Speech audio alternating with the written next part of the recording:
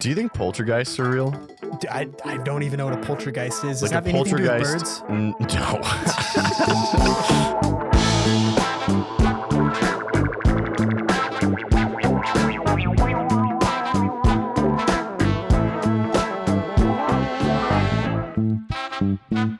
A poltergeist is like the thing that like it's the type of ghost, right? Like it's classic like I don't know, probably like Insidious style ghost. Okay. It's like a ghost where like, oh, your knife gets thrown across the room and you know who did it. But I was listening to like I've never thought about like for all the crazy shit that we believe in, like ghosts is one of the things I've never put any thought towards. And like I kind of like I don't really buy any of that, you know?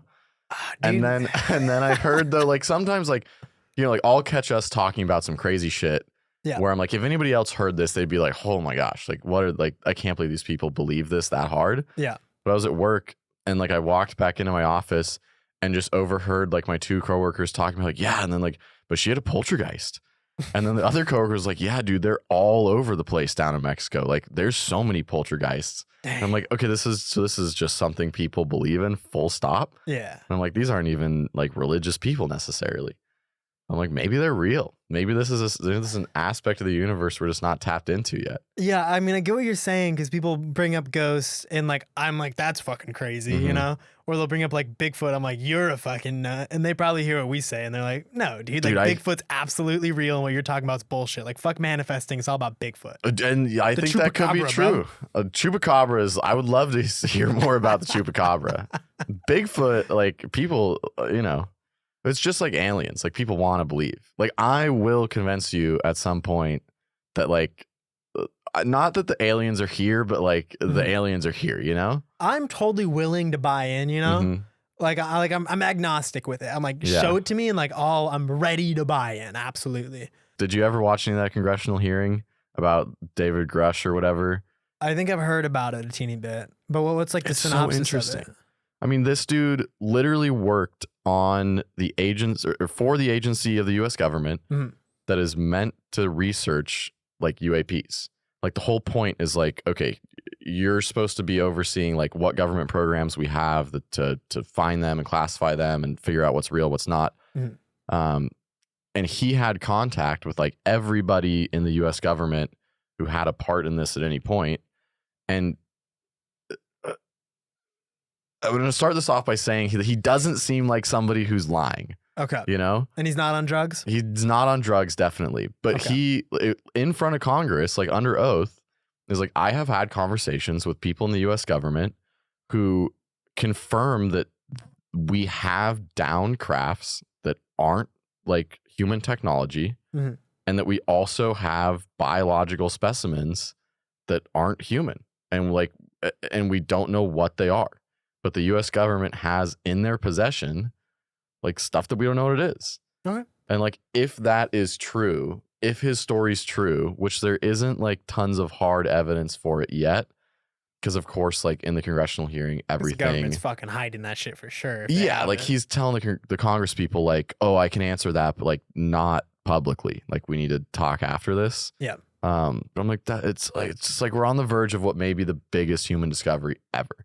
All I know is if I was in the government, and I had that stuff, I fucking wouldn't share it, dude. I'd want to keep it for myself. It makes me feel special. I probably wouldn't either. Yeah, I'd be like, oh, we're like working on the secret thing, and like nobody knows about it. Like we're the I don't know. It's a we're the best type of thing. Exactly. And it just gives you like power. Like you just go home at night being like, these people don't even know the reality that they're living in. Yeah, you they're know? not on the shit that I'm on. Yeah. That's that CIA shit for sure. Definitely. That's why they're doing crazy shit because they can, and they feel good. And I do the same thing. Yeah. I think people are tripping when they're like, oh. I was going to say defund the police. That has nothing to do with anything. But it's definitely, it's a power trip for sure. Yeah. And like, I guess this kind of goes into what we were talking about of like, I feel like I'm almost on a little bit of a power trip recently. I'm like, if you're in the CIA and real high up, like that's a crazy power trip. Do you think that's going to like come back around to bite them in the ass? Not just the organization, but like as a human, is there a balance for that in the universe? I don't think the organization's going to get bit in the ass. I think the people that work for it might be like, damn, wish I like maybe would have also spoke up about this, but maybe not. Like we don't know what they're dealing with. Like maybe they know things that we don't, where they're like, we really should not release this information. Like this is a dangerous thing to have out there for one reason or the other. And even the less harmful information probably cascades into larger questions that leads to harmful information. I see it. Well, and that was like part of the thing too with these, is one of the biggest pieces of evidence is all like the like medical cases that have gone along with it, where the people that have been, you know, speculatively exposed like to the whole these Brazil things. situation. Yeah, the Brazil situation, or even there's even cases of people in the U.S. who like end up with radiation poisoning after being around these things, and we don't know why. Like maybe it's a huge problem if like we can't develop this technology without humans, you know, dying and being suffering. hurt by it. Yeah, that makes sense. But this almost goes into what we were talking about with faith a little bit. Yeah. Because I'm like, I want this to be true. This is where it's going to get real crazy. Let's start with like, I guess the basis that like you are in charge of like the world of appearances around you. Yeah. Right? Like that's the you are God thing. It's the you are God thing. And also, this is a point I was going to bring up before with the poltergeist. Part of that like demonic thing is baked into a lot of the Southern American Catholicism that was because it was part of the indigenous culture before, and then that got baked in Catholicism. And I think it's part of like it has something to do with the faith because it's what they believe in, and it's going to occur more there than it does here where people don't believe in that. Yeah, and I totally buy that.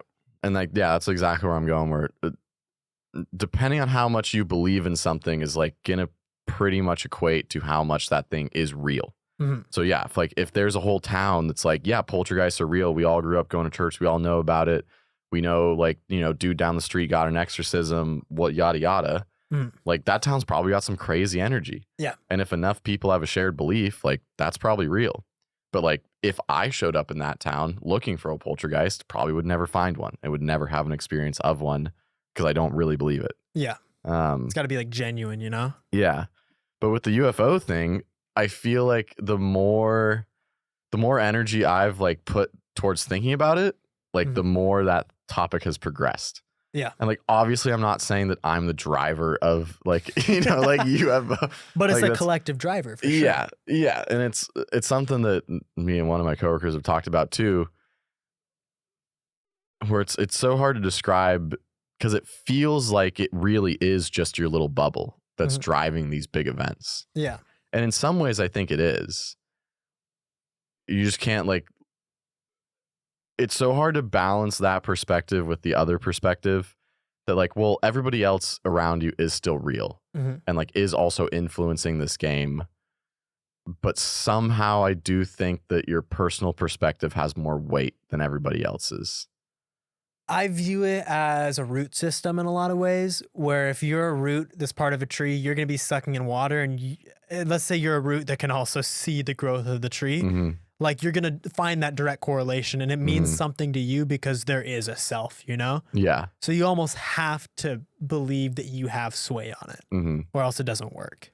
And I guess it is an echo chamber thing too, where the more I'm interested in it, the more I look into it, the more it feels like it's real, the more honestly just our technology companies are feeding it to me. Yeah. Where it's like, there's plenty of people like you that like maybe haven't heard much about it and it's like pretty much not real to you just because like it's not being fed to you. Not being fed to me. It's not on my algorithm, you know? And that, I think we've talked about that before, but I guess that is a really direct way where like that's a tangible example of like how the mechanics of controlling your own world of experiences would work.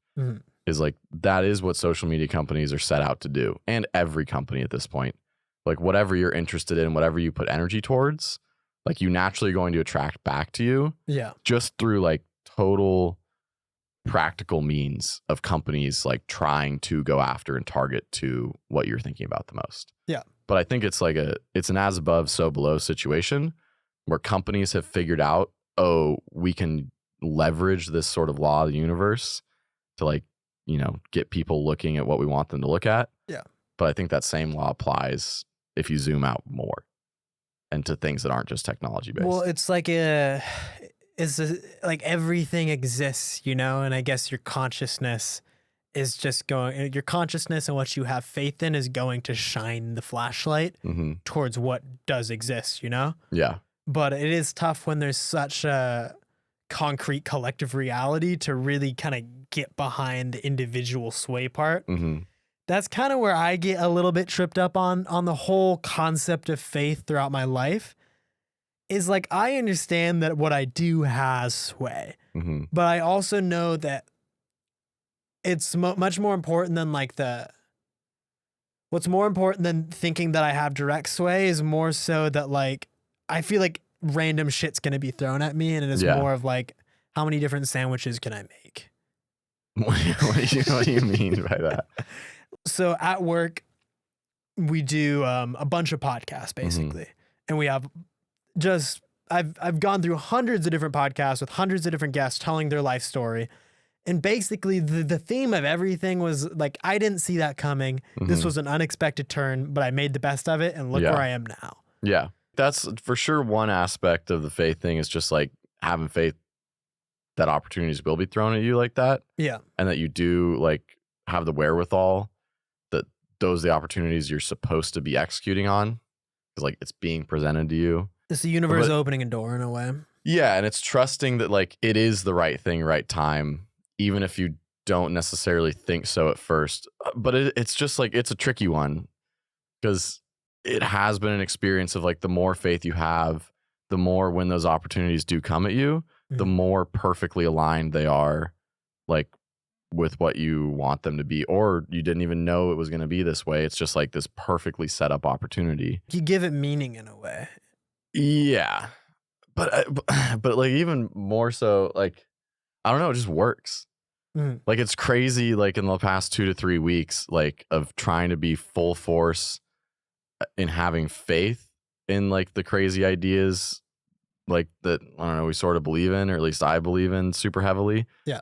And then like everything has fallen into alignment. And when I think back to like the past, like let's just call it the past year from when kind of like like Smooth Brain, our first season, I would say that I did have like that level of faith and I saw it. Yeah. And then I kind of lost it for a while and I felt weird. And then when I found it again, I was like, okay, I'm just like gonna convince myself that even if it isn't real, I'm going to convince myself to have faith. Yeah. In like the way I think the universe works. And then it all started happening immediately. Like within a week or two, like I have work opportunity coming up that I would have never seen coming at me. Yeah. Like I have people that are entering my life that I had like are working out way better than I would have expected. Yeah. There's just a lot of stuff going right. How would you define faith exactly? Because for me, I get it mixed up with trust. And I think they're pretty closely related in a lot of ways. And using trust as a more concrete thing helps me understand faith. I think they're a little bit different, though. I think they are too. I guess the way I would define it, like to me, trust is actually more zoomed out than faith. Like faith, I would more define as like a concrete, and this is part of having the faith is I have to define it this way. But like faith is a concrete thing and like a concrete function of the universe. Like it's a law of the universe. It's a pillar. Yeah. It's a pillar. And like how I would define it is how it's defined by Napoleon Hill, like in the book Think and Grow Rich, which is that like faith is the universal conduit between your own subconscious and the universal intelligence. Okay. Where like if you're able to have faith, you're influencing your subconscious mind, and your subconscious mind is going to be able to communicate whatever desire is baked into that faith to whatever the infinite intelligence is, whatever the thing that connects us all together. Yeah. And deliver back to you like practical concrete steps to get where you're at, but also push you towards scenarios where opportunity is going to arise. And I think there's a lot of truth to that. Just growing up in a Christian household, that's one thing I've always heard going to church was have faith, have faith. And I know just about every religion talks about having faith. Yeah. I think what differentiates faith from trust is that, well, more so, I think trust is built and trust feels it feels like an exchange and a credit that you build. Like I can build trust in you and I can lose trust in you. And just because you do something bad might make me lose trust in you, but it doesn't mean I should lose faith in you. Just because you have faith in the way the universe works and it doesn't exactly deliver upon that image, doesn't mean you should give up faith. I think it's all right to lose trust. I think that's completely understandable. But to ever lose faith, it feels a bit profane. Yeah, I think that's a super good way to define it. And like that can kind of be applied, I guess, in like the scenario of like failure, you know, where it's like that's a perfect thing where, okay, you have faith in some, let's say some business idea you want to start, and then you fail. And then like you're going to lose some trust in yourself. Like there's for sure an immediate trust loss of like, okay, like this isn't happening instantly, but you can lose that trust, and maintain the faith behind it. And like the faith should be what keeps you going. Maybe faith is less of a pillar than it's more of a force like gravity then. Yeah, I guess that's what I'm saying, where it's like, it is like a law. Okay. And I think trust can be lost and rebuilt, where like faith can be lost and rebuilt too, but I feel like faith is never rebuilt though, it's refound. Yeah. And I guess that's huge. That's a very big thing in Christianity too. People never rebuild their faith. They always find it again. That's true. And I guess like, cause trust, like to rebuild trust, you almost need external things to happen to you. Yeah. You know? And like, that's what'll reinstill trust. Faith, you can find faith again just by thinking. Like that is all inside your head. Trust is not all inside your head. Trust is like, there needs to be some concrete things that are shown to rebuild this trust. There's concrete things, and part of trust feels a bit selfish in a way, and it's not always bad. Like trust is a big thing in relationships, of course. To build trust and have trust in something or someone means that it's almost serving me in a way where I trust someone's not going to fuck me over. Yeah. And totally. For me, I think that's it's how I understand faith, and it might be also the hardest part for me to get about faith. Because I don't put a bunch of trust in other people. Yeah. I think the thing that makes faith tangible to me is the subconscious thing. Where like trust, I don't connect to my subconscious at all. Really. No. The way I feel like I've been able to have faith in the concept of faith is like, it makes a lot of sense that if I can influence my subconscious, the things that I want to have happen are going to start happening without me realizing it. In the same way that your subconscious works for everything. So it's like, again, even if there's nothing going on that's actually strange, even if there is no universal intelligence, even if none of this exists, if your subconscious mind, like you have convinced to want something, then even if you don't understand that, like, you know, I guess it builds intuition. Like you're going to end up following your intuition to do the right things for yourself, even if there may be things that you wouldn't normally do. Or you're going to put yourself in situations you wouldn't normally put yourself in, and you don't even know why those situations are happening because it's just your subconscious mind pushing you towards that. No, that makes it makes a sad amount of sense, because as much as part of me wants to deny it, you know, the most successful people, the biggest winners, they have what is confidence. And you say you're going through this big confidence spike. It's faith and confidence are so intertwined in so many different ways. But like the most successful artists and the winningest of all athletes, they had this unwavering faith in their own abilities and that they're going to win, you know? So you kind of hardwire your brain a certain way. And I don't consider Michael Jordan a super spiritual person, but I think there's a similar vibe that he was on with that just total faith in winning. Yeah, and especially an athlete's a great example too, because like you get around a Michael Jordan type, and like they're gonna have that faith in themselves initially. Once they start proving it, that's only gonna double down on their faith. Yeah, and then like in competition, like people can tell, like that shows on people's face. Like if you're going up against Michael Jordan, like not only do you like you'll know everything about the dude before you go up against him, but you probably see that guy in person and look in his eyes and go, "There's just no way. Like there's no way I'm beating this dude." Yeah, like, for some people, the confidence in the competition is something that they maybe put on their face the day of the game. You know, maybe they do it the week before.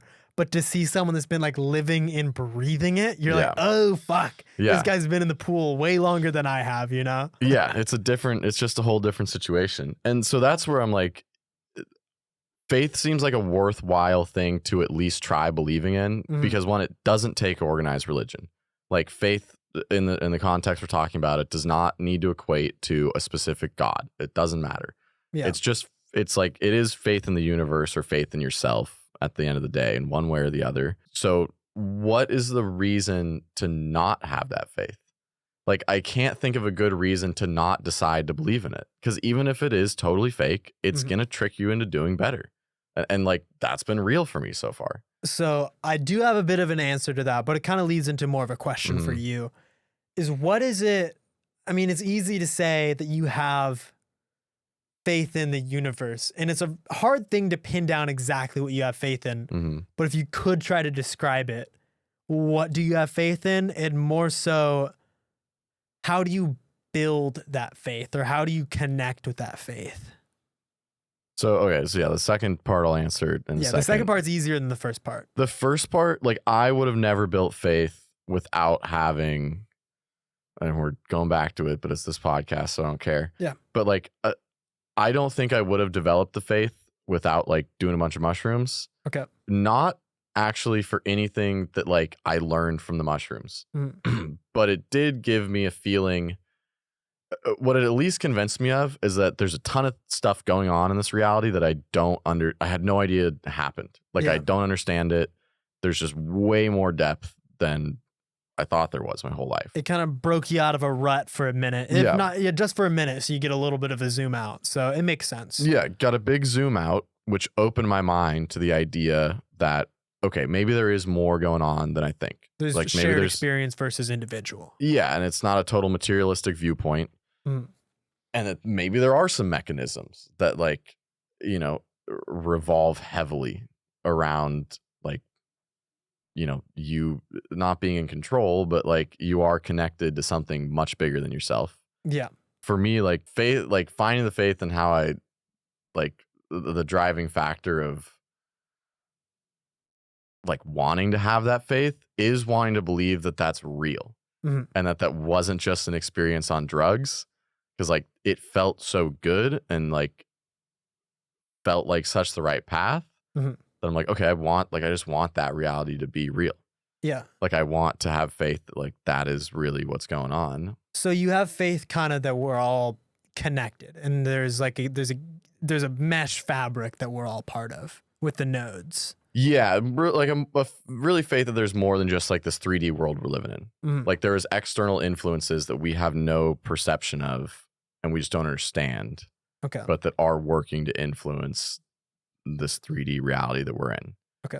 But in terms of like building faith, I do think, again, that's like kind of straight out of the book Think and Grow Rich, which is like you kind of just have to repeat it to yourself until you convince yourself it's real. Do you say things out loud in the mirror, or what is it exactly?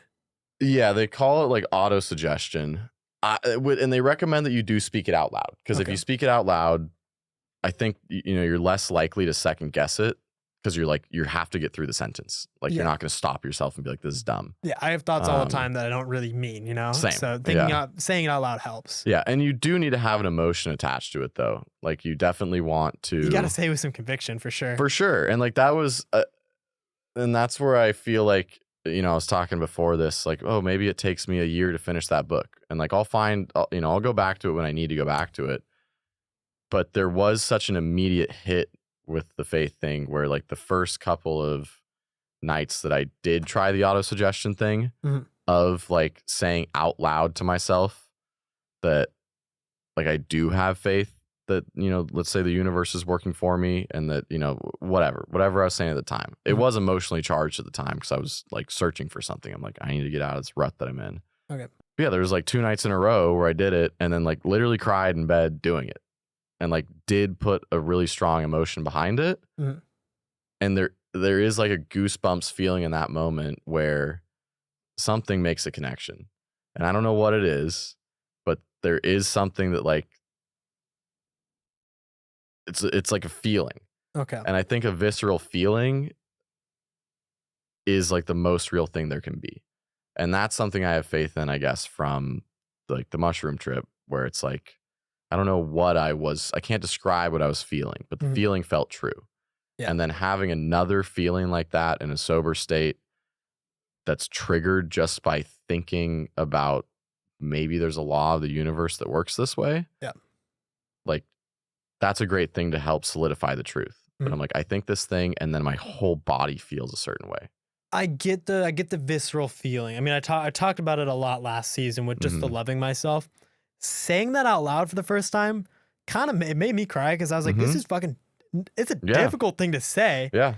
But then it's something cathartic about getting it out. Yeah. And I think that's, we had the one episode where we were talking about like two voices in your head, right? Like there's the voice up front and there's like kind of that subconscious voice that a lot of the times has the right answers. But I think when you say it out loud to yourself, you do depersonalize it. It's as if somebody's telling it to you, but the person that's telling it to you is as deeply connected to you as they could possibly be, because it is you. Mm-hmm. But like you're saying, we were just talking about staring in the mirror. Like you get that disconnect. Yeah. Like you realize that like, okay, the eyeballs staring back at me aren't really me. It's like I'm this thing watching these eyeballs stare back at themselves. Like there's a deeper level to it. And I think speaking out loud to yourself is the way you access that deeper level. And that's what'll make you cry. The way I view it is maybe it personalizes it more than depersonalizes it. Because that voice in the back of my head that isn't always like, it's sometimes critical. It's a little bit critical, but it's the one telling me to get up at goddamn 6 o'clock in the morning the second I get out of bed. Yeah. But there's another voice being like, no, don't do that. Yeah. So I think when you speak something out loud as powerful as I have faith in the mechanisms of the universe or I love myself, it's that voice communicating with the more egotistical voice and the ego voice is saying it. It's almost getting the ego voice to kind of wake up. Be like, hey, like translate, like the ego voice is translating the message in a way. Yeah. That's where I guess I got to have some faith in the results too. Like you sort of have to be able to look at the results of having faith and then convince yourself that those results are a result of the faith.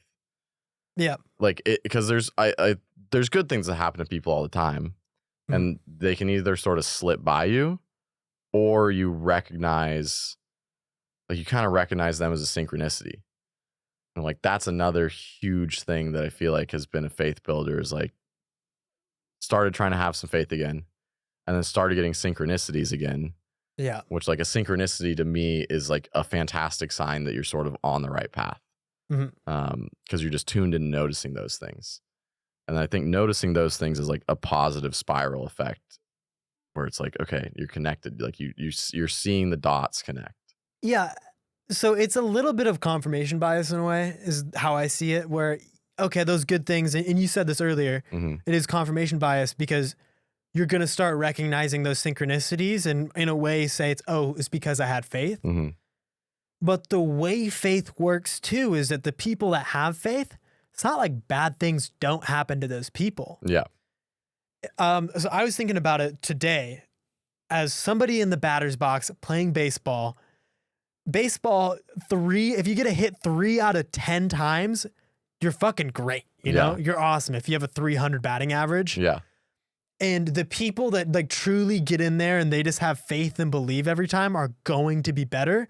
And it's just a better state to live your life in than negativity.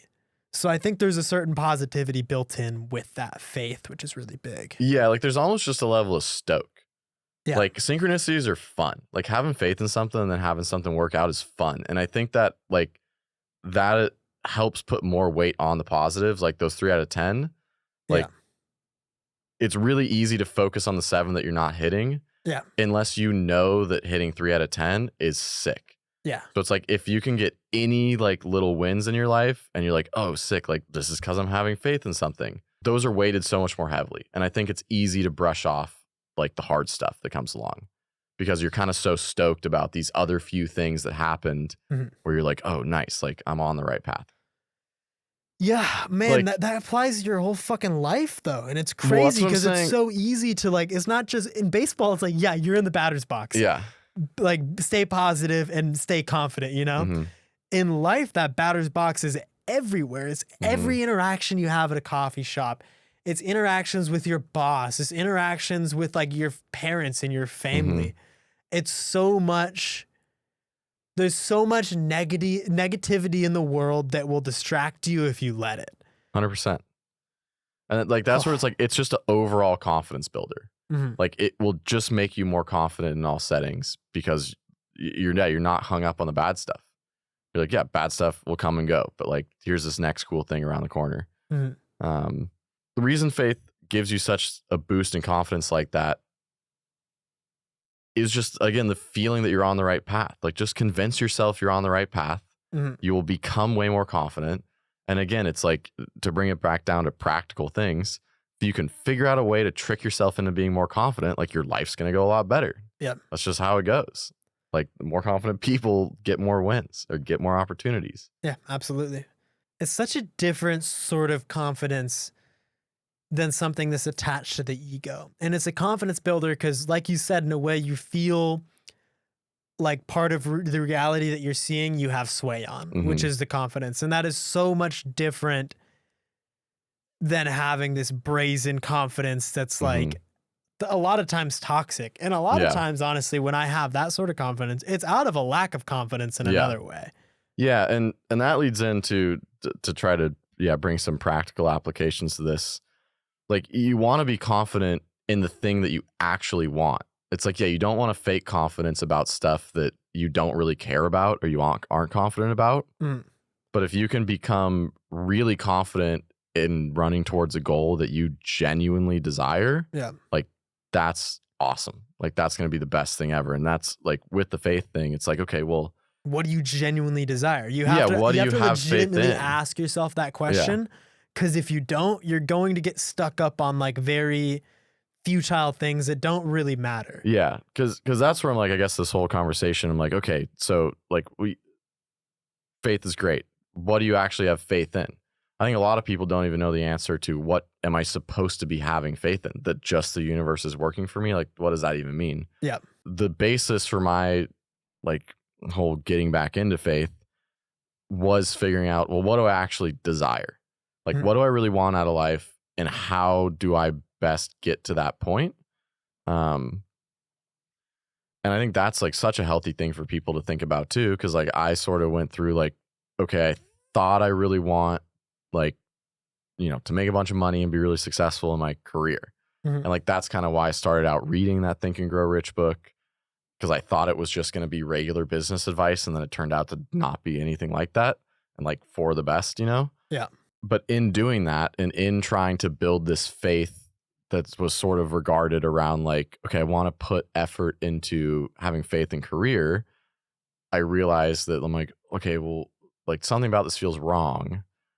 And it's like really revealed the desire to me that I'm like, no, like, I want to have like a great, meaningful, deep relationship with somebody first. And then I think I can start, like, desiring the career stuff. And I will say, like, even over the past couple of weeks, like, work opportunities have popped up as well. Cause I do think I also really desire that. Yeah. It's part of the future you want to build. Yeah. But the thing that has most popped up is on the front of like relationship related stuff. Yeah. And it's like, will anything happen immediately? No, but like, or maybe, I have no idea, but it's got me back like in that zone. And that's where, like, again, like, practically, like, I probably just started thinking about, because of this path, that like, oh yeah, I desire a relationship. Oh yeah, maybe I should make an effort to go on some dates again. Yeah. Which I just wasn't doing before. A lot of it's like not as mystical as it really sounds, or Yeah, at least as we've made it sound. Yeah. And I think that's like the big takeaway is, again, it's like, you got to find a way to convince yourself into doing the right stuff. Like, it's just too hard to make good decisions back to back to back to back if you don't have some way of tricking yourself into making those decisions. Yeah. And maybe you're super disciplined and you can get it done without tricking yourself into any decision, which, great. If you can do that, like, more power to you. That's awesome. But like, for me, there's no way. Like, I'm nowhere near disciplined enough to make all the right decisions unless I've like, I'm thinking there's some greater purpose to it. Yeah. No, I mean, that makes sense. I've been feeling like I'm on like a weird point where I've had like so much anxiety recently. And I told you I watched this Andrew Huberman video where it was on Instagram, and it was some weird edit, but it was basically just like, hey, if you're not feeling right, if you're not thinking right, if something's not right with your mind, start off with your body. And like, I saw that, and then the next day, like, I just went on a run. And I just kind of had a little bit of faith that I'm like, hey, this is gonna make my day better. It's gonna help me feel better, and it's gonna be all right. And it did. Like, it just genuinely did. I can't explain to you exactly why, but I guess I can explain to you how. Yeah. Like, I went on that run and I got back and I'm like, oh shit, that was good. Then I kind of looked at my list. I got some of my work done, which is also a big part of it. Because just like that run, getting my work done was important. Yeah. And then once I was done, I got to enjoy myself more from not working. A lot of my anxiety and a lot of my stress comes from not wanting to enjoy certain things, not letting myself enjoy certain things because I feel like I don't deserve them. Yeah. So doing something in my day that helps me feel like I deserve it was fucking huge. So just having a little bit of faith that one of those physical things is going to create a positive snowball helped me a lot. Do you feel like since you had that, like you watched that video and had that morning, you went on that run, has it been consistently better since then? I wish I went on a run this morning. My legs hurt though. Well, yeah, you can't get it done every day. But I'm saying like when did that happen? Yeah, that happened yesterday. Do you feel like I feel more positive? Maybe my brain state wasn't as good today technically. But to have the little positive feedback loop there, even if it wasn't a crazy huge stack or like a quick feedback loop, it was a quick feedback loop, but wasn't like a long-term payoff one. Seeing that restored a little bit of faith in the universe in a way where I'm like, okay, like things are going to be all right. Yeah. But dude, I've been freaking out, bro. I know. I'm really interested to hear about it. Like, I didn't want to bring it up like on the podcast unless you want to talk about it because I'd love to hear about it. I'll give you a couple examples. Yeah. Bro. I am not, okay. Have you seen Limitless before? Yeah. I was halfway through watching Limitless. I had to turn it off, bro. I'm like, this is stressing me out, dude. I'm not that kind of person. My mom's that kind of person where she has to turn something off. Yeah. Because she's like, this is so much to deal with. Like, I can't watch these like intense shows at night, you know? I was watching Limitless and there's a point where he got to talk to like, is when he got really into like the trading stock and he built his own basically formula. Then he got his foot in the door with Robert De Niro's character, who was this crazy fucking stockbroker guy. I don't know who the fuck he was. But he's like, okay, I want you at this meeting tomorrow. And like, it was obvious like, hey, this is your fucking foot in the door. It's your chance. Yeah. And then the NZT drug basically just took him on this like fever dream walk and like party for like the whole next 24 hours. And that was terrifying for me. Because that's something that I see in my fucking nightmares. And it's like, in my nightmares, I'll be on the precipice of something great. And then I'll just get like distracted with something that doesn't make sense. And I'll like go down this fucking weird distracted road and I'll blow my chance, you know? And is that like, is that an equivalent feeling to why you've been feeling anxious about like work and stuff? Like, do you feel like you are on that precipice right now, but like you're anxious because you know you could get distracted? Yeah. And like, have you been getting distracted or have you not? I feel like I've been on the precipice for a while now, but I have some like actionable things in like, I've gotten some clients. I've gotten an audiobook thing where I'm like, hey, this is something to work on. And it's like a huge foot in the door. Yeah. Maybe not as big as the fucking Limitless. I created this formula that's going to break the stock market sort of thing. Like that's exaggerated. But yeah, I feel that way in a bit. And I have this fear that I'm going to blow it. I mean, I feel like that's a pretty healthy like pre-bite. That anxiety is probably not super misplaced in one way, you know? Yeah. But I'm like, it doesn't sound like you're giving in. Like you're not doing the thing that's making you anxious. You're just anxious about the possibility that you might screw it up because you are on the precipice of like breaking through into having like your own business and like some real comfort and like, you know, an achievement that you have been working towards for like years. And I don't think that's like a bad thing necessarily. Like that's just part of the cycle. Like you kind of do have to have that self-critical aspect for a while to be like, holy shit, like I really don't want that outcome to happen. It helps like I really want this other outcome to happen. I think you have to recognize it, but then part of faith in the universe, like if I were to pin down faith to anything in specific, I'd pin it down to letting go. Yeah. And that's letting go of like, sure, you have to recognize where your anxiety is coming from and why that fear exists and what's the importance of that fear. Once you get that, I have to let go and chill the fuck out. Yeah. Because it's been like digging at me through all these like corners in my life and like it's ridiculous. And there's a lot more to it than just this. Yeah, yeah. But if I can't let go, then I'm going to go crazy, and I'm going to drive myself towards that inevitable negative response if I start believing in it. Yeah. But like inherently, like, and when you do let go, it probably is the right thing. You'll probably end up in some ways not working harder, but like you're going to focus your efforts where they should be focused. Yeah, I'm going to feel free. And because you were so anxious at one point about like losing it, even when you let go, I guarantee it will not be difficult to not like lose it all. Like you won't make that mistake of partying for 24 hours and missing a serious meeting. Yeah. Like you're going to realize that like, okay, there are some things that are very important that I need to focus on, but like most of the other parts of the day, like I don't. Like I can just let go. It's going to be fine. Like as long as like these little milestones I know I need to get done, then like great. But like there's no reason to over stress about it all day. And I think if you're over stressing about it all day, back to like you're in charge of the world of appearances around you, the more energy you put towards that anxious bit, like the more likely of an outcome that is. Yeah. Because you're putting your energy and your brain chemistry behind it. Yeah. Basically. But I still think it's like great, positive to have that pre-bite mentality of like, okay, super anxious. And then there should be bite and then relax of like, nice. Like, okay, like everything's going to be okay. Like these horrible things that I'm putting my energy towards aren't going to happen. I'm on a good track. That's where my energy's going. Things will fall in line. Things will work out. Yeah.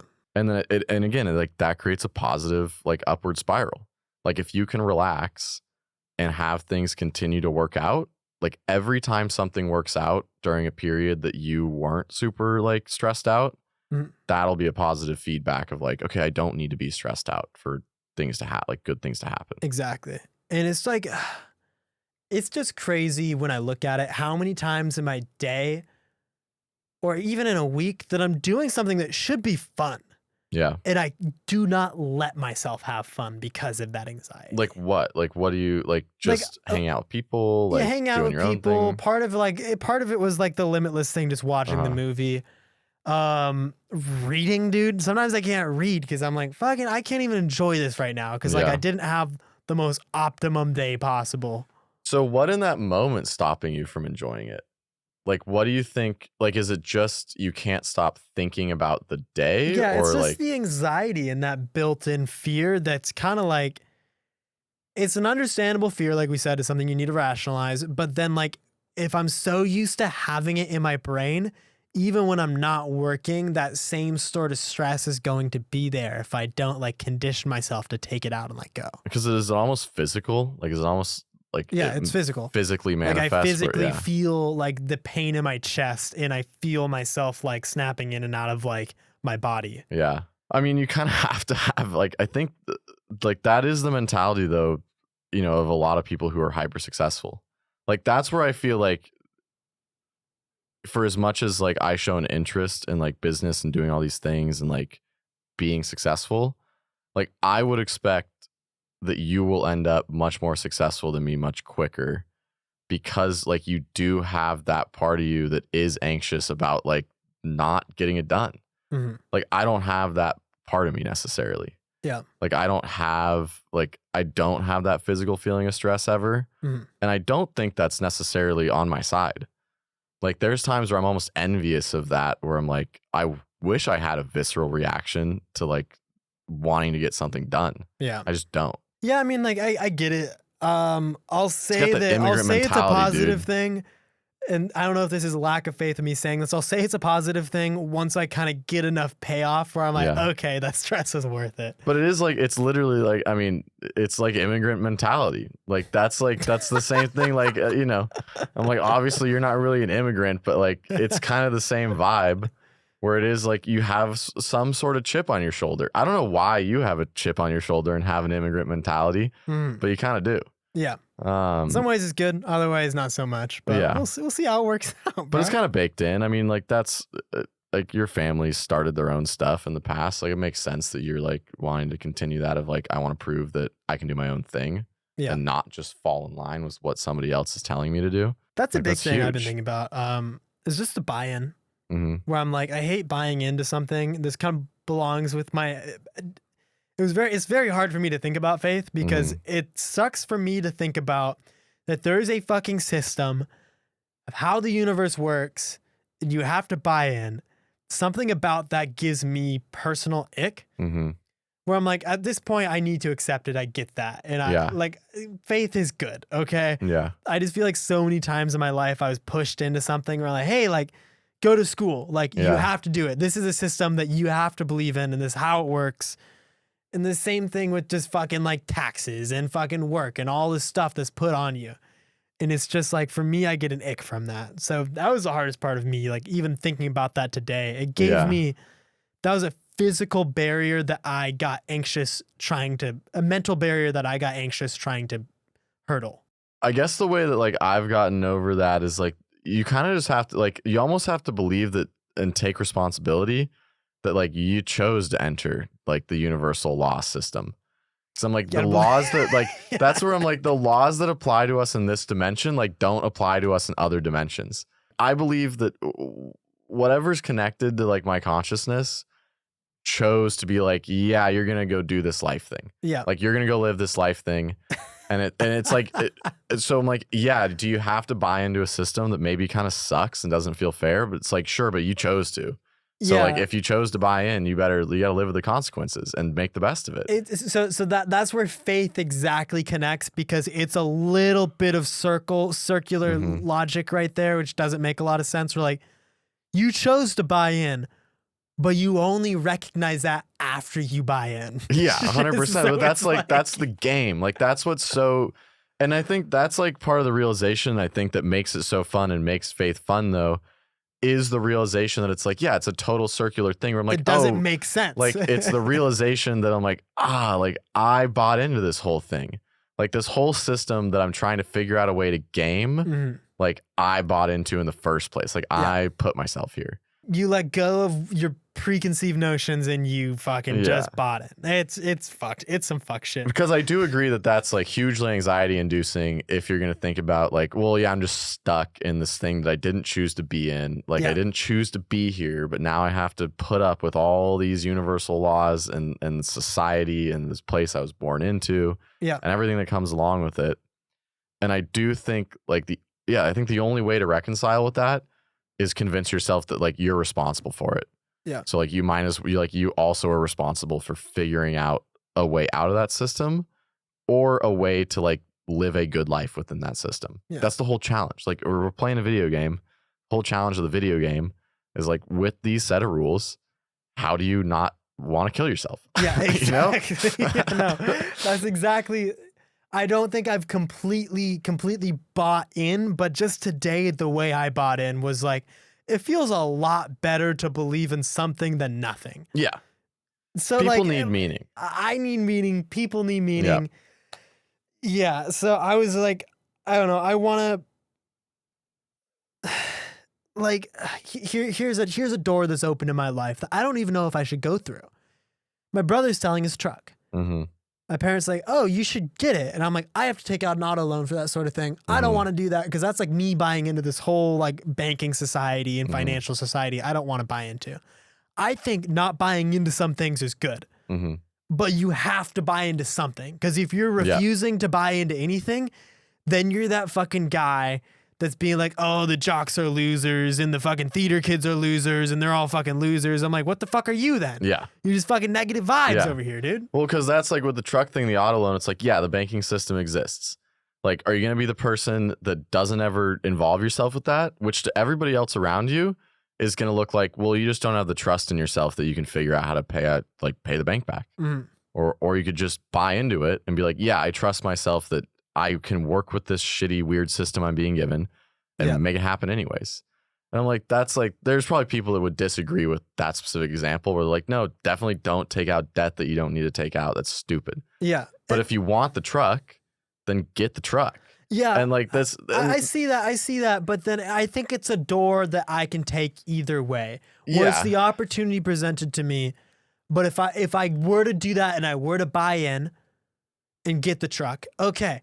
That's me. I'm going to have the truck and I'm going to have to stick to that decision and be stoked off it and just go take the truck off-roading. And it's going to be the best decision ever. Yep. And if I don't, it's not a door that I didn't go through, but it's more of a conscious decision that I made not to buy in. Mm-hmm. And that buys me freedom where I don't have to have a $500 a month of auto loan payment, you Totally. know? But then it just goes back. It goes back to the desire thing. It's like, how bad do you want it? Do you want the truck or do you not want the truck? And it's like, that's the same thing with my truck. It's like, didn't have to have that truck. Doesn't really make my life any different. Like, I don't even use it to do truck stuff really, but I like the truck. Yeah. I want the truck. Gonna pay for the truck. Gonna figure out a way to make it work. Like, you're gonna find a way to enjoy it. Yeah. And it's like, I just want the thing. You get the thing, and whatever you spent on the thing, you figure out how to make it back. Like, you just make it work. Mm-hmm. And then I think there's a lot of confidence in that where it's like, sweet, I can make this work. Like, I did it once, I'll do it again. Like, now I'm, you get familiar with it. Now, I think where we lose faith is somewhere between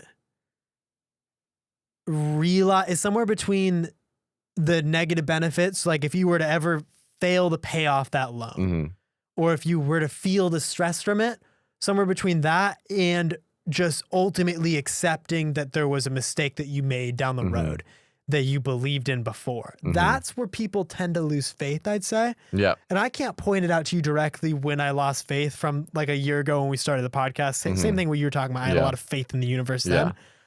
I can't point out to you when exactly that is, but it's probably a really good thing to keep in mind is kind of keep track of your failures. Yeah.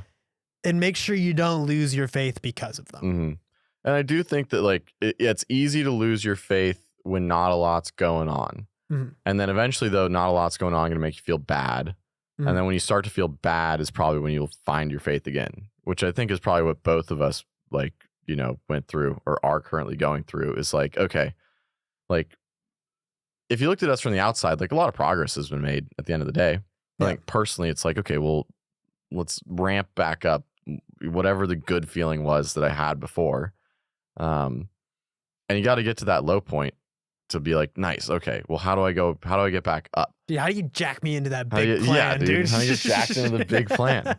I've seen the third heavens. So full of life, so full of resistance. Because I'm so full of life and so full of resistance to these murdering pedophiles that want to get in the way of God's plan. And let me tell you, I've been taken up to the third heaven. I've been jacked into the big plan. I've seen it. I can't even compute all of it. It's so fantastical.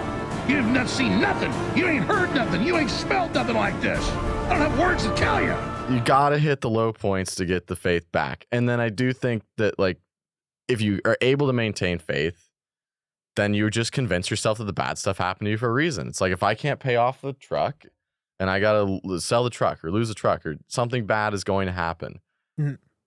Just keeping in mind, I'm like, oh, okay, well, great. This is the next lesson to learn and we'll figure our way out of this one too. Yeah, and that's attaching meaning to everything. So it makes sense. It's in a way, it's really building your own little personal religion, something that works well for you. And I think honestly, like a lot of atheists out there that are probably feeling negative, having a pretty good time. And there's probably a lot of people that don't believe in God that believe that have faith in something, know?